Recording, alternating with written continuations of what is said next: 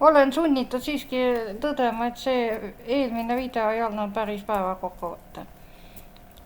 Ei olnud õiged andmed siiski veel tulnud. Kanadas lõppseis 1660 case'i ja 13 surma. Suriname tuli, no see meisse küll ei puutu. Ameerikas on hakanud jälle kasv. 41 687 case'i ja väga kõrge suremus. 936.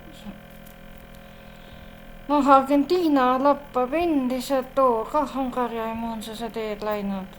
No juhtumite arv on nii ja naa. No Buenos Aires lappab täiega. Ja siis vaata, Tšehhis on kõik mättasse läinud, vaata. 1960 case'i ja 18 surma. Ja Brasiilia andmed muutusid nüüd ka vähe usutavamaks, 31 990 ja 849 surma. No see on loogiline. Aga ma vaatan, kas Tšehhi on uuendan surmadaatat või mitte. Tšehhi pole surmadaatat uuendanud. 517 surma kohta on andmed olemas, aga tegelikult on suremus üle 600 juba. 636, 100 inimese andmed on kadunud. Ma tahan teada, palju seal noori on sees. No meesterahvad on jah.